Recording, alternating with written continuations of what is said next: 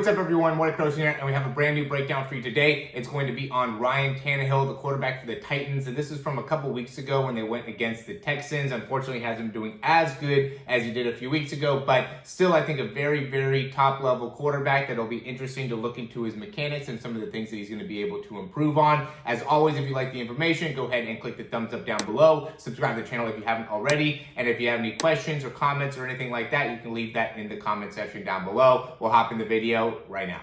All right, so Ryan Tannehill was a top draft pick when he came into the NFL, and one of the big things that he was able to bring to the table was a great ability to run the ball and have an influence on the run game. His drop, so you can see the hand. I always like showing you guys how long it takes for him to actually release the ball. So you can see he's he first leaves his hand at 3.80. He loads it back to about 3.97, which is pretty good, right? We want to go to anything under 0.2 in terms of how long it takes you to load the ball back. And then he drives the arm through and releases it at about 4.13. So he's at a 0.33 in terms of his release. Anything, as we talked about, under 0.4 is in a good area. Most of you guys that you're watching this video are above 0.4. So really another quarterback who is able to get a very, very quick release. And again, this just shows why there's such a big separation between high-level quarterbacks like Tannehill,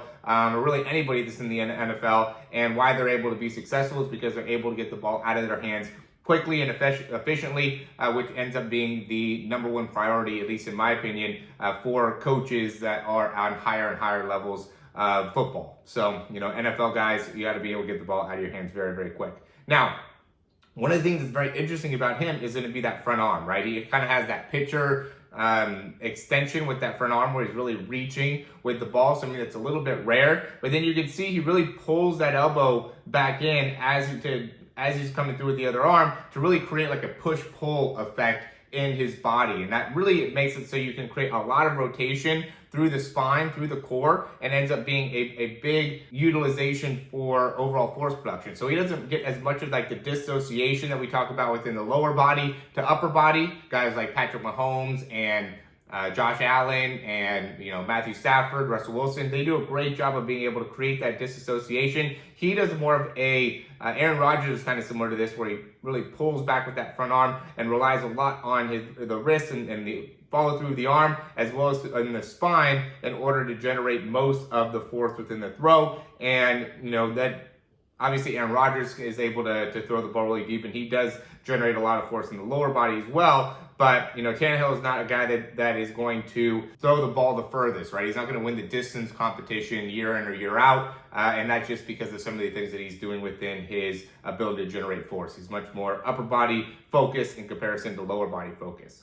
Here we can see why, Tannehill adds so much more of a overall threat as a quarterback. He's sitting back in here, feels the pressure, able to create, go out to the side, still ends up reaching with that left arm, pulls through with the left elbow, brings the right arm through, is able to throw on the run, get A.J. Brown open in the open field, and be able to score a touchdown. So, a lot of what ends up being a main thing about being a quarterback is you have to be able to understand what helps you out and what your role is as a quarterback, and then be able to be successful within that role. And I think Tannehill does a great job of that. Here's a good job, or a good view from the front, where you could really see, again, reaching with that front arm, pulling back and through. But notice how he gets that full rotation through that hip. And I see a lot of guys that aren't able to really get their weight to transfer forward. And, once they begin to shift forward, they end up really straightening out that leg, and their body ends up looking more like that type of an angle, where he does a good job of being able to get all of his weight forward and continue rotation through that front hip. A big part of his throw, the way that he's able to have success with his mechanics,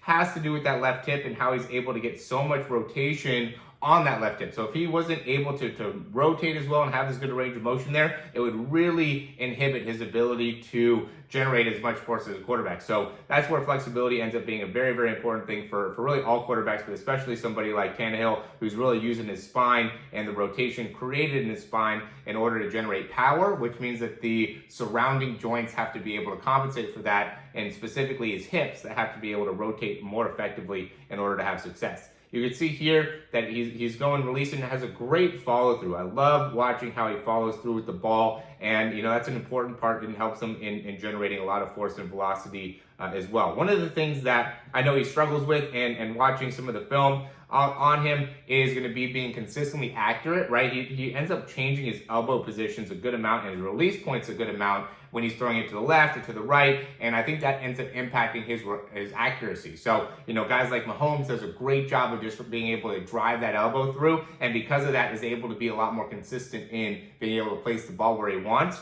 Where Tannehill, once he starts getting pressured or again has to start throwing really far to the side, he'll end up dropping the elbow or releasing the ball in different areas, and this is where it ends up where he has the impacts on his overall accuracy. So that's always important. Whenever I talk to any quarterback that say, oh, what can I do to improve their accuracy, I always bring up the elbow position and the wrist position, and making sure that that's consistent, understanding what that should be like as a quarterback in order to have success there.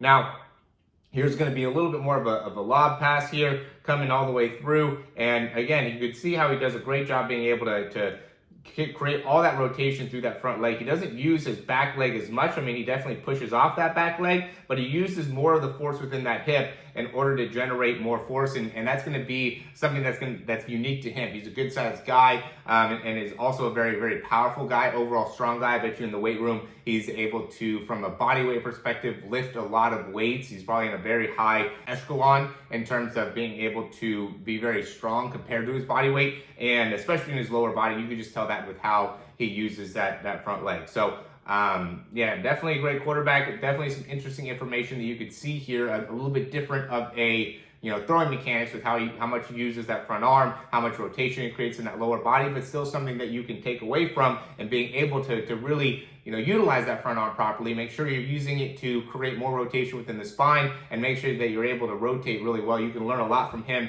and how he uses that front hip and being able to create that great generation within that front hip. I would say he's one of the top 3 in terms of being able to fully utilize that front hip very, very effectively. So excellent quarterback, one of the best in the NFL, top 100 guy in 2019. So always cool to be able to do these breakdowns and see how these guys are able to perform at such a high level week in and week out.